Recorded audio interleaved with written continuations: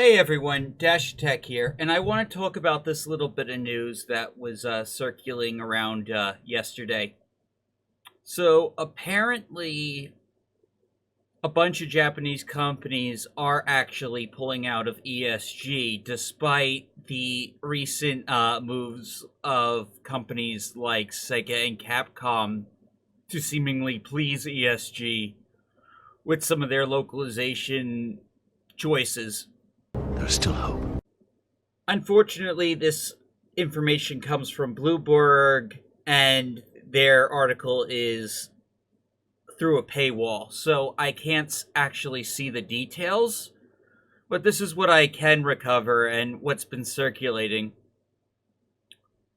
Investors pulled a total of 660 billion yen, $4.5 billion from funds last year, according to research from the Morningstar. That's more than four times the outflow of 1.5. That's more than four times the outflow of 150 billion yen in 2022. Hey, that's pretty good. We can do better. I think any company pulling out of ESG is making a good decision because ultimately you have more control. Well, you, the consumers, will have more control because ESG is anti-consumer by definition. It makes companies act in the interests of the investors and not the customers. That's why companies can do things they know their customers won't like because ESG will cover it.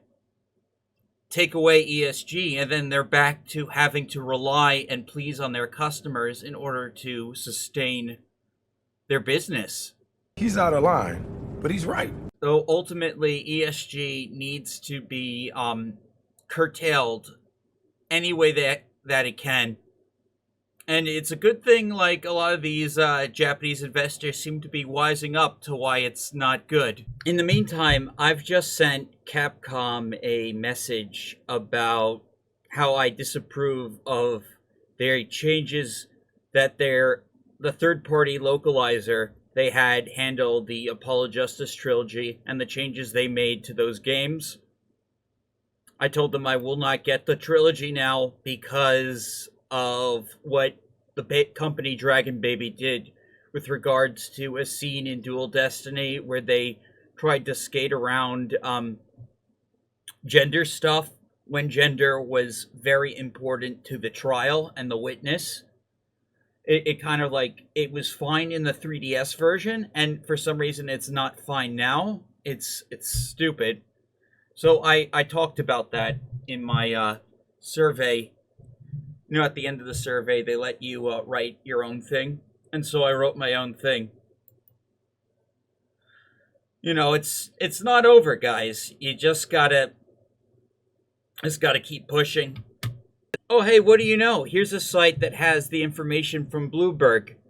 Okay, according to Bloomberg, Japanese investors are the latest to walk away, taking billions of dollars with them. Investors pulled a total.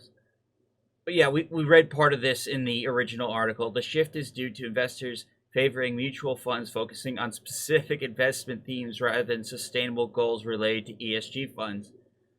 In 2021, ESG funds boomed in Japan with a total inflow of 1.8 trillion yen. Now investors are more interested in areas such as foreign index funds.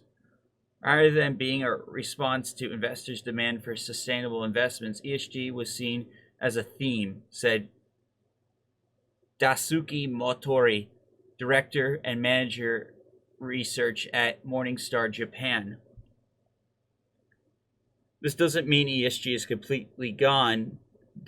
This doesn't mean ESG is completely done. More money is still flowing into these funds than out. However, the hilts that these funds have recently taken have put enough holes in the hole, and the ship is beginning to sink. As Bloomberg reports, there has been no ESG products created from October to December of last year. None of this should be surprised. ESG has cost trillions of dollars, as embracing these policies have driven away customers and investors alike. Boycotts have resulted in loss of 5 trillion worth of sustainable investor assets, and in the US alone, ESG funds decreased by 50%. Oh, who could have predicted this? Fantastic. Fantastic. So, yeah, hopefully the ESG problem just weeds itself out and we can continue supporting our favorite games and favorite franchises. Thank you all for watching this video. Please remember to like and subscribe. I'll see you all next time. Dash Attack out!